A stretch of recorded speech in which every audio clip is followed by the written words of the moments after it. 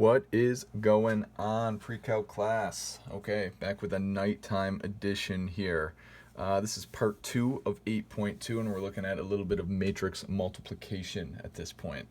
So this is going to be a little bit more challenging than the addition and subtraction of part 1 is. Hopefully it's not that confusing, and hopefully I can explain it well. I think I've set it up pretty decently here. So to open up this first line here, the product A, B can be found if matrix A is an n by n order matrix and matrix B is an n or times p order matrix. That would then make A, B their product an m times p order matrix. Okay, that seems confusing. It's going to make a lot more sense than actually going through and looking at two matrices and multiplying them together. So if we were asked to find the product of A, B, where A is this matrix here, and B is this one, let's go through and see what's actually going to happen here. The first thing we have to think is, are they of the right order or the right sizes to multiply them together? And if you're saying, well, which one's which? I always forget if it's those rows or if it's columns first. So for this one, this would be a 3 by 2 matrix.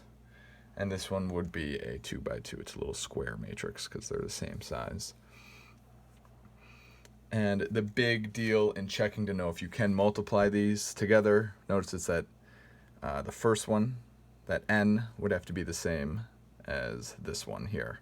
So my look to is always these numbers have to be the same. Since they're both 2, this is going to check out and work, and we will actually be able to multiply these together. Now to actually go through and do the multiplication. So what we're going to need to look at is kind of the operator of this whole first bit is going to be the first column here out of B, because it is the second term out of A times B. And that's going to go through, and it's going to be then multiplied by each of the rows in the other one, which can seem a little kind of confusing at first. So it's going to be these being multiplied initially. So let me explain what we're going to be looking at here in making our next one. So it kind of, they almost turn on each other. So we have the negative 3 and the negative 4, and when you multiply, it's like they're turning to see what terms they're being multiplied by. So this negative 1 from the first one is being multiplied by the negative 3. Then the 3 here is being multiplied by the negative 4. And you actually add these together. I know some of you are already saying, what? What's going on? Let me keep doing more. They'll make more sense as you get them done. So, like I said, this is the one we're kind of staying with until we use it all up. So we're then kind of going down to the next section here. So now, remember, we're turning it. That negative 3 then would turn and multiply by the 4. So 4 times negative 3.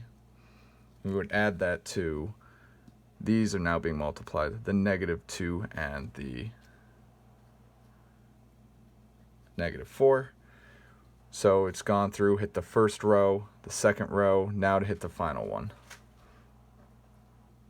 5 times negative 3, and it's going to be 0 times negative 4. Ooh, seems like a whole lot there. Sometimes people want to go through and actually do out all this math and find out what they become and what they're going to equal here. I have no problem doing that here. So we have 3 minus 12, negative 9, negative 12, plus 8, that's a negative 4, and then over here, negative 15 is the last one. Whew. Okay, halfway done.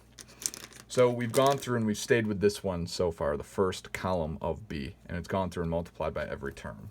What's going to happen now is pretty much the same exact thing. We're going over here, and yet again, we start the first one, and then we're going to work our way down and multiply all the other ones after. Same kind of turning motion. So we take the 2 and the 1, and they're going to turn. So the 2 is being multiplied by the negative 1, and the 1 by the 3. So to kind of write all of this out as well, negative 1 times 2 plus 3 times 1. 4 times 2 plus negative 2 times 1. 5 times 2 plus 0 times 1. Hopefully you're starting to feel a little bit of that pattern of how things are being multiplied together. Notice like it's that 2 that's being multiplied by all the numbers going straight down here. Negative 1, 4, 5, 2, 2, 2. The numbers going straight down, 3, negative 2, 0, 1, 1, 1. That's how this process is working. And then just mental math at the end. Negative 2 plus 3, 8 minus 2, and 10. So this would be our final answer if they're looking for what is AB.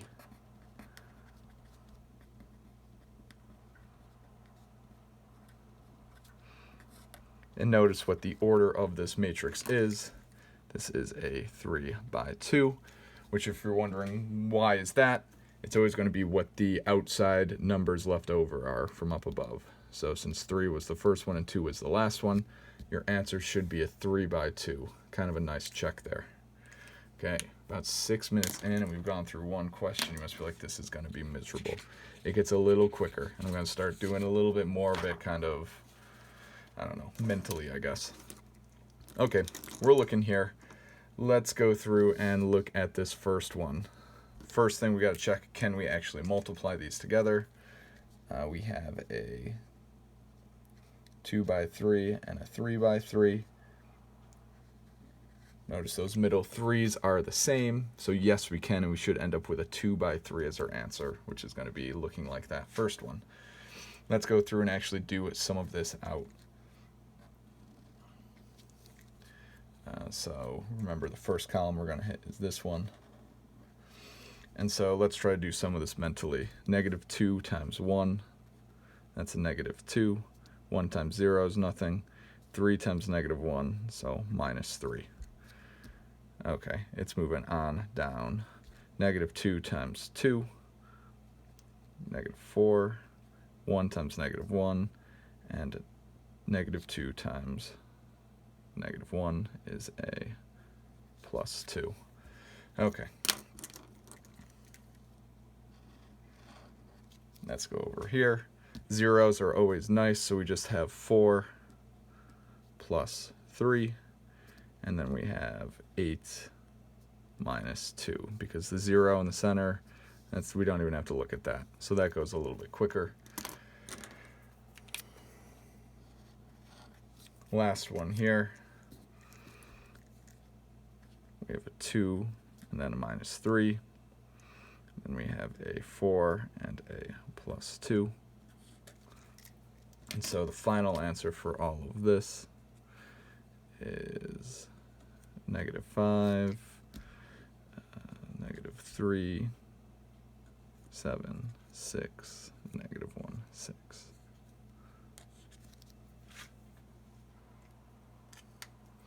Great. So as you might be recognizing already, there is a large chance for making some kind of arithmetic error here. Nothing is truly that complicated, but there's all these pluses and minuses that can really throw a wrench in there. Okay, let's start trying to hold these a little bit more mentally. This one, really nice one. 1 and a 0. So multiplying by this first one, that gets us just a 3, and then a negative 2. Oh, that's great.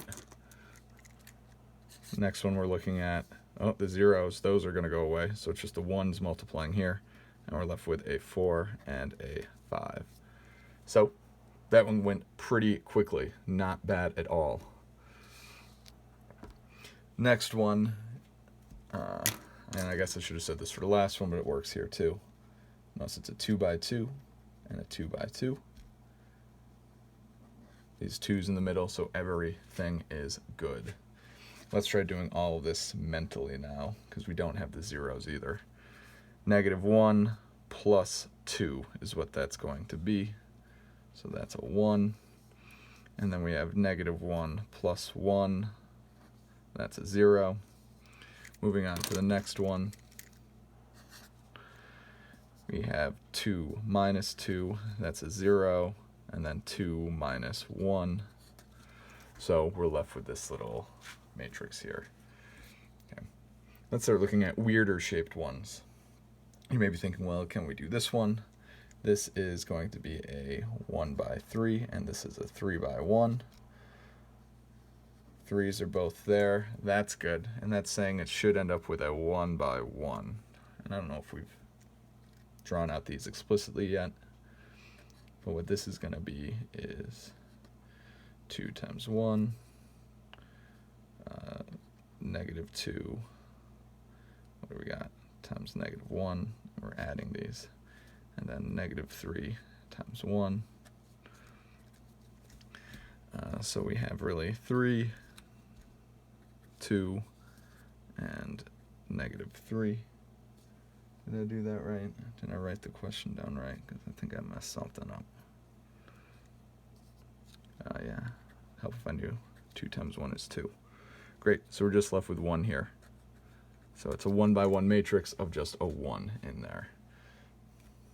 Great. If we take the same thing and we just flip-flop them, so notice it's the same exact numbers and I'm putting them down here, we're still able to multiply these because now we have the 1's in the middle.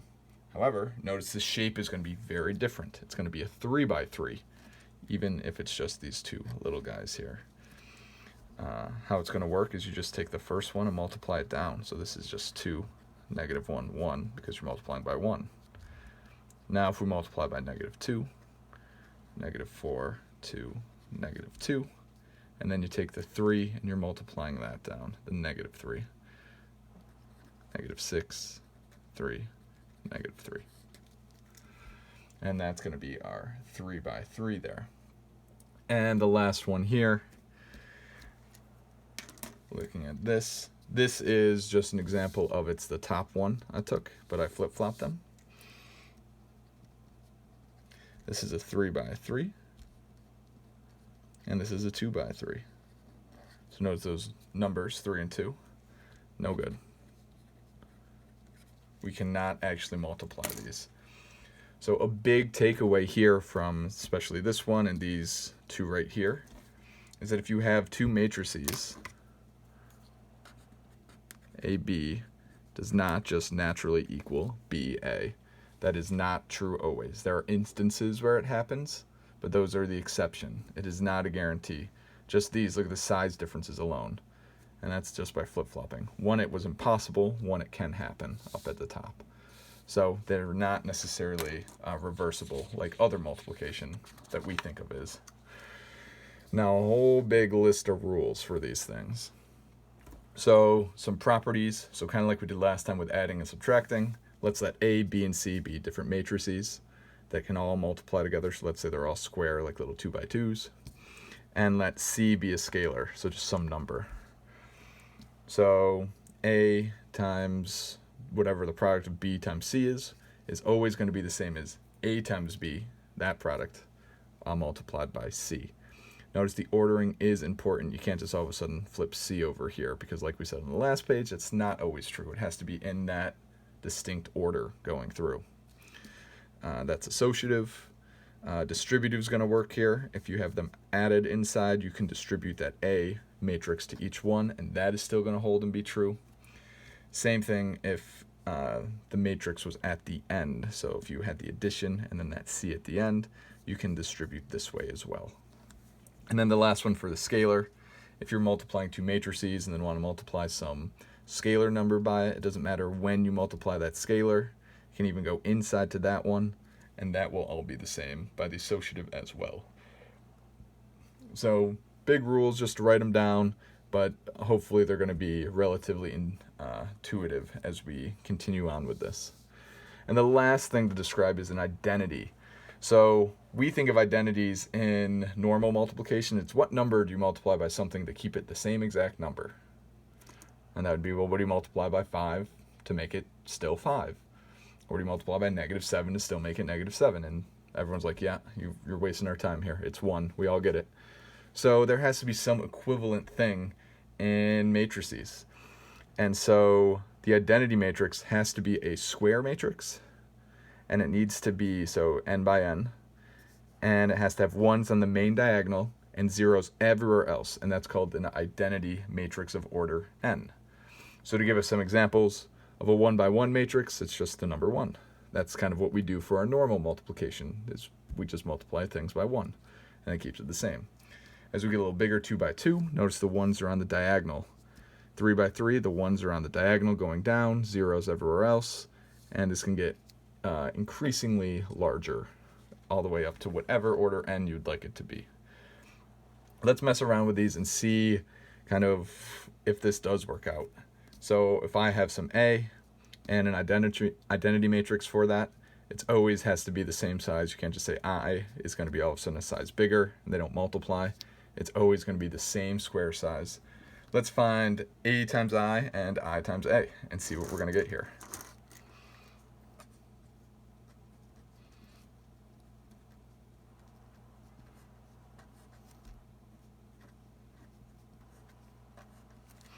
So with this, we're taking that first column here, multiplying it by the row. The zeros are really nice because they kind of eliminate a lot of things. This is really just 1 by 1, or 1 times 1. Drops down 1, it's just 3 times 1. Now we've got to use the next set. 0 cancels the 1, which leaves us just with the 2 here, and a 4 here, which is just A. So when you multiply by the identity on the right side, we're just left with A. Let's try it on the left side.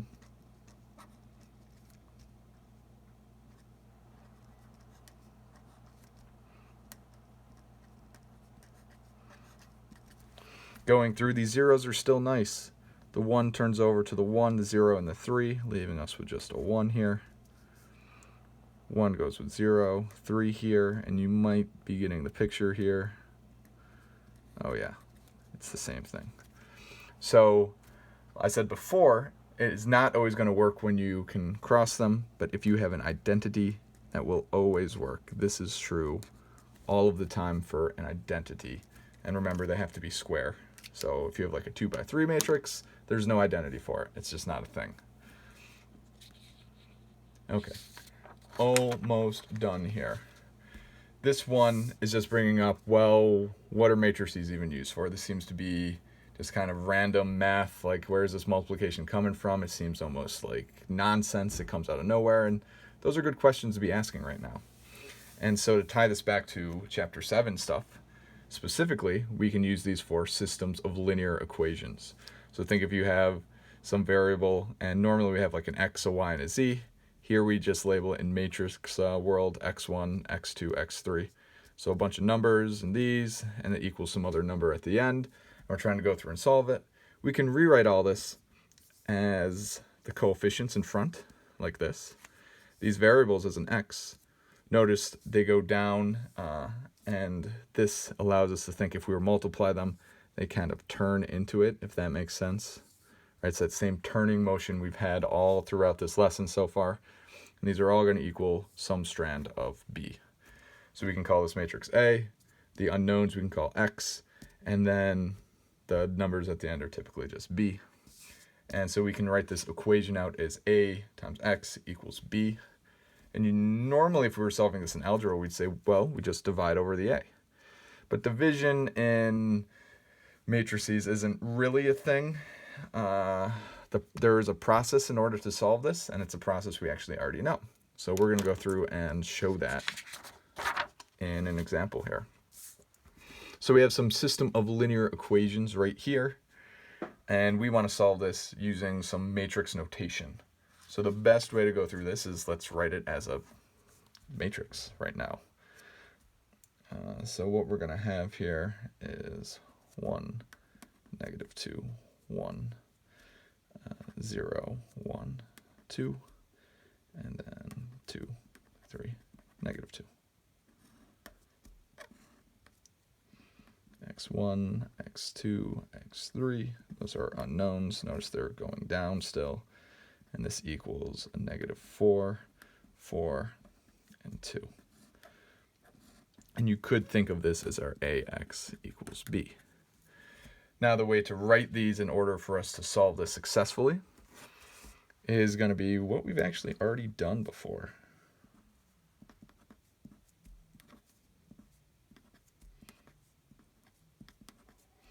And this is where kind of that dotted line matrix solving came into effect before. And how this is denoted with this dotted line is we have A, B, and if we can successfully kind of change this to the fact that it becomes something that looks like this, that will solve for what we're looking for. So what this means is we have some random mashup of numbers here, matrix A, and if we can convert that into an identity matrix, we have successfully solved for what the x variables are in this question. So let's go through and see if we can do this.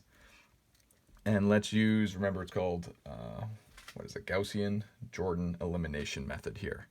And so you take the first one and use it to kind of eliminate all the numbers around it. So I like the first two rows here.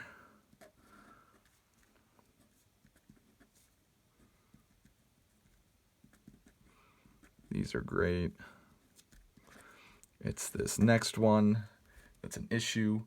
And so I'm going to take row 3 and subtract 2 of row 1 from it. Subtracting 2 here gets us the 0 that we wanted. Subtracting 2 here is actually adding 4 to it, so that's a 7. Next, we have the -2 minus 2 more of them. That's a -4. And then finally, 2 plus 8 essentially is going to get us a 10 here.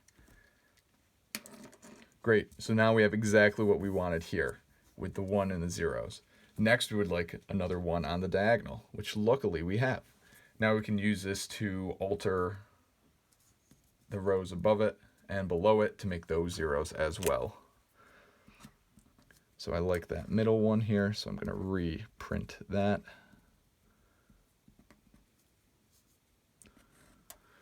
And let's say I want to take row 1 and add 2 of row 2 to it. That's going to get us that 0 here. We want to add 2 of these, so that's a 5. Add 2 of those, and that's going to be a 4. Great. And I also want to alter this row, and I want to take row 3 and subtract 7 of row 2, right? Because 7, we need to make this into a 7, so you multiply it by 7. So we have 0, 0. 2 times 7 here is 14, but we're subtracting it, so that's a -18. And multiply by 7 here, that's 28, but we're subtracting it. It's a -18. Okay, we're slowly getting there. Now we'd like for the bottom one, the bottom row, to have a 1 here.